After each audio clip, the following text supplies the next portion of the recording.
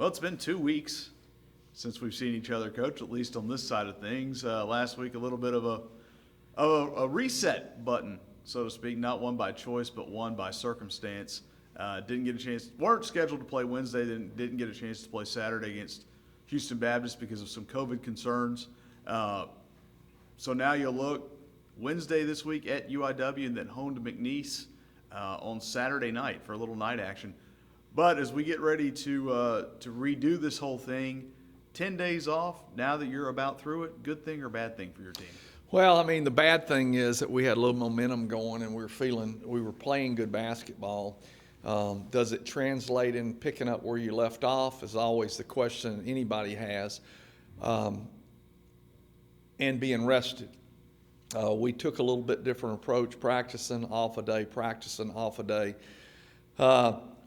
trying to make sure that we gave our guys enough rest, but at the same time not lose continuity, not lose timing.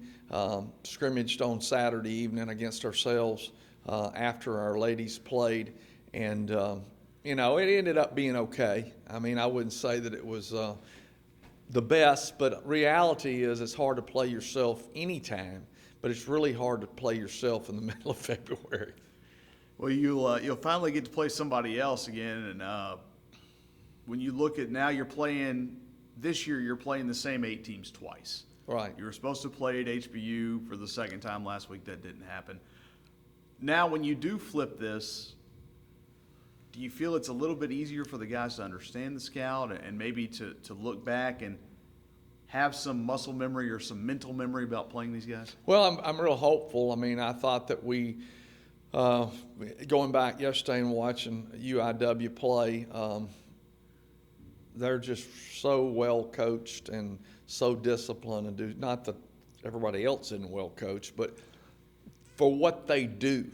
And they are just really, the last few teams, nobody scored over 60 points on them because they execute, and they keep the ball, so it keeps your possessions down. And they just do a great job, and they have a different scheme or style than anybody else in the league. And because of that, you got to be really prepared. I mean, they get some great flare screens and tons of ball screens. I mean, there'll be 200 screens sitting in the game on Wednesday night. And how do we respond to that? How do we trap it? How do we tag up and rotate? How do we cover shooters out? How do we not take fakes? Every one of their players is remarkable at catching the ball and giving a head and shoulders fake, trying to get you up in the air to drive by you or to draw a foul. And just very, very well coached in all those aspects. Then defensively, they do a tremendous job because they're sitting down. They did a great job against us the last time, of second half especially, of taking us completely out of our transition game, which for us, transition game is a big percentage of what we're trying to do, because you're getting people in number situations to where you've got numbers on your opponent coming back with open shots. And they did a tremendous job with that. So just making adjustments to that, know what's coming, and knowing how to execute against what they do. I know Dr. Carson Cunningham is a guy that played at Purdue in the late 90s, early 2000s. He's unique. He's a doctor. And he carries with him a book every time. Are you and him going to exchange reading lists, exchange book lists? Probably if I exchange my reading list with him, it would be a little bit light on several sides. One, the number of books, and two, the width of the book. He's remarkable, really a great coach, very intelligent guy, always learning. And, I think we all are trying to learn, but he takes it to a different level because he's just a very sharp, intelligent man and a good guy too. Well, you'll switch. We know Heath Schroeder doesn't keep a book on his bench, but you'll switch probably a lot of different ways when you go from Wednesday to Saturday. You'll find a team in McNeese that has a completely different style than UIW. Well, McNeese is extremely, and Coach Schroeder, on the other hand, is going to run everything that comes through him, and they're going to push, but they're also going to execute, and they do a great job executing. Their execution is more along the lines of our execution.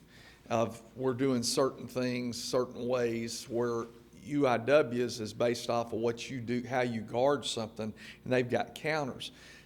McNeese is probably, I hope I don't offend anybody by saying this, they're extremely talented. I mean, they just really, really are talented and very good, and we caught them early, at a good time. And so we've got to be prepared for them coming in here and prepared to play and take it to them. And I believe our guys will step up, but they'll be ready to play. They go up to UCA this past weekend and win by 11 points. They had lost to UCA at their place previously, and then they end up going and beating UCA in Conway, so that was a good victory for them. Just think they're really talented, and I think that that win at UCA is something that'll give them a shot in the arm, coupled with the fact they're off all week too.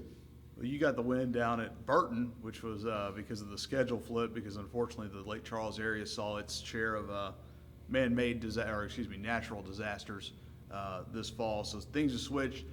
And once again, because of the cancellation, and we keep coming back to that, but it changes kind of the makeup of your schedule. Now you'll play 5 of your final 7 conference games at home, so that's always a good thing, starting with Saturday against McNeese.